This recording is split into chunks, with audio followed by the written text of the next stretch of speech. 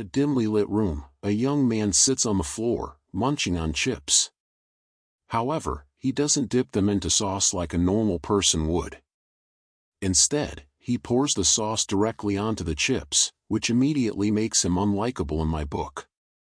After each chip, he licks his sauce-covered hand, wipes it on his shirt, and casually returns it to his video game controller.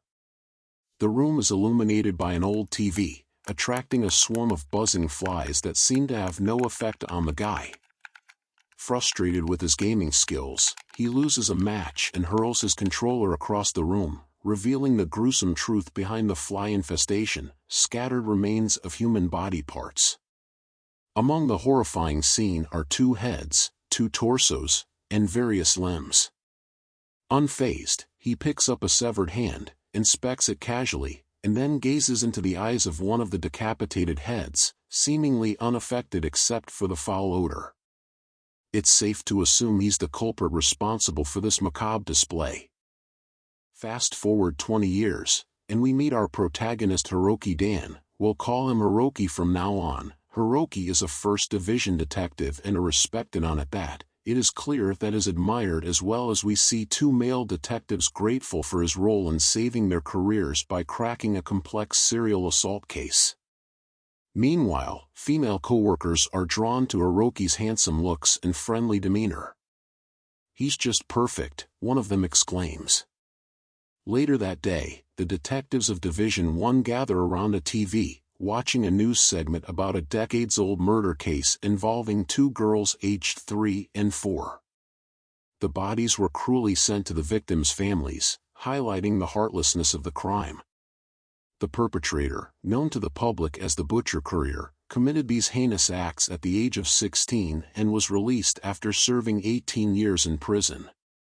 He is now on a media tour, promoting his book titled Daydream. As the news segment unfolds, Hiroki's eye twitches uncontrollably while his gaze remains fixated on the TV. The Butcher Courier is invited to a studio for an exclusive interview, where he discusses the content of his book as per the interviewer's request. When asked about his thoughts while writing the book, the Butcher breaks down in tears, sobbing about how he was given a second chance to become a better person.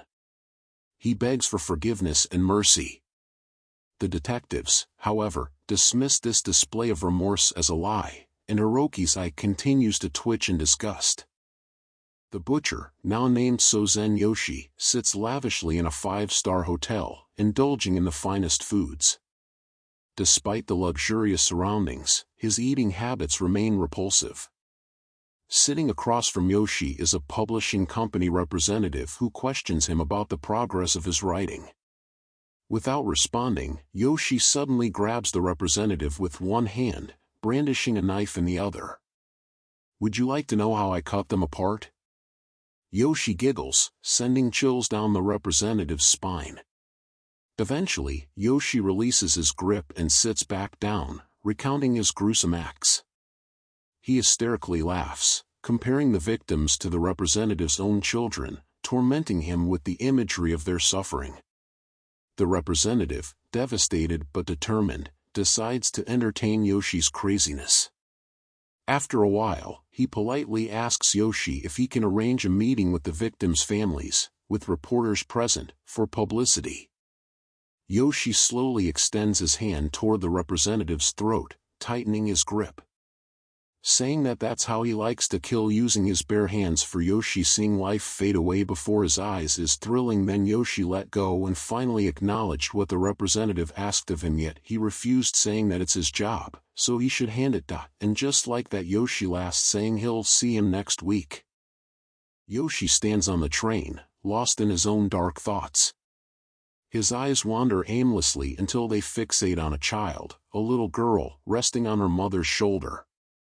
He leans in closer, invading the child's personal space. And started, well, being a creep to say the least. The train screeches to a halt, and Yoshi steps off, his disturbing presence lingering behind. He continues his journey on foot. As Yoshi approaches his neighborhood, he notices a gathering of people in front of his house.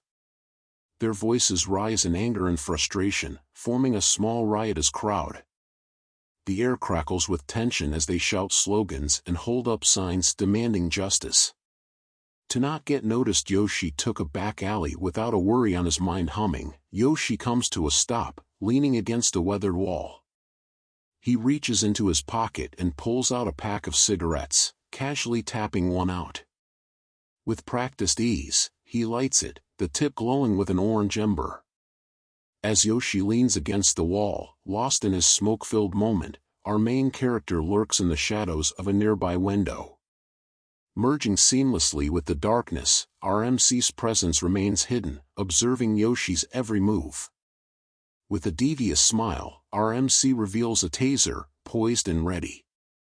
In one swift, calculated action, our MC delivers a stunning electric shock, incapacitating Yoshi with a surge of electricity. Yoshi's world turns into a blur as he gradually regains consciousness, his senses slowly coming back to him. In confusion as he discovers himself bound to a sturdy wooden chair, his limbs tightly secured. In front of him stood Hiroki, motioning for silence as he was engrossed in The Exorcist. The scene playing was particularly captivating, but Yoshi, as expected, wasn't pleased. He asked Hiroki with frustration, "What the hell is this?" Hiroki calmly responded, "It's The Exorcist, a movie about." He proceeded to describe the movie and finished by asking Yoshi if he had seen it. Yoshi, still bewildered, could only manage a confused what? Our main character then suggested they watch it together. However, all Yoshi could do was scream at Hiroki to stop with that nonsense and untie him immediately. He screamed for help at the top of his lungs, desperately calling for someone to call the police. In an unexpected twist, Hiroki joined in the screaming. He turned to Yoshi with a sly grin, explaining that no matter how loud they cried, nobody would come to their aid since the place was isolated atop a mountain. While Hiroki reached for a covered object, he asked Yoshi if he knew how many people go missing each year. Unveiling the object to reveal a chainsaw, he answered his own question with a chilling tone. Approximately 80,000 people go missing every year, according to the National Police Agency's data. Hiroki's eyes gleamed with a murderous intent as he emphasized that even if Yoshi were to disappear, nobody would search for him. Yoshi, now a mix of confusion and sheer terror, began insulting Hiroki, but his words quickly turned into screams as he saw the chainsaw closing in on his arm. Yoshi closed his eyes and braced for impact, but our main character paused, staring at Yoshi intently. As Yoshi lowered his guard, our main character plunged the chainsaw into his arm. The cut wasn't clean, leaving a gruesome sight. Yoshi, overcome by excruciating pain, lost consciousness. Hiroki, seizing the opportunity, placed a mirror in front of Yoshi and roused him, eagerly urging him to witness what he called his masterpiece. The reflection revealed Yoshi, devoid of all limbs, with a camera mounted on his neck. Hiroki pointed innocently towards a tree made entirely from Yoshi's severed limbs, claiming it was a creative solution for the upcoming Christmas season.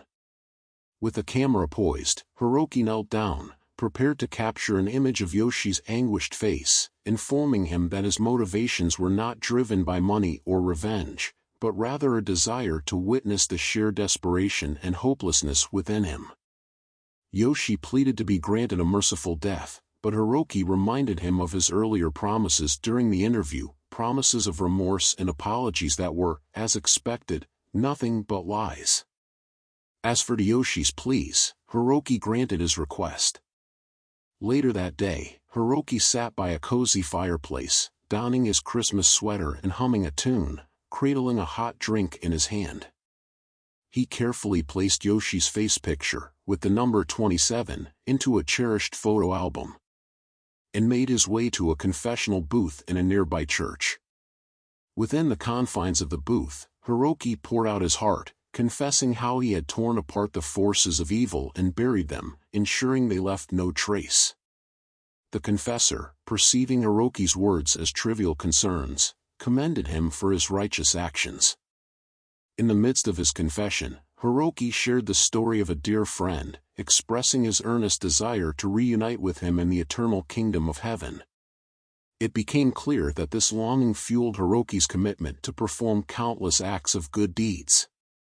As he left the church, Hiroki resolved to dedicate himself even more fervently to the pursuit of virtuous deeds, believing that it was his purpose to make a positive impact in the world in his own way. And that's where our story's first chapter ends. Leave a comment if you want to see more, and don't forget to leave a like and a subscribe if you enjoyed the vid.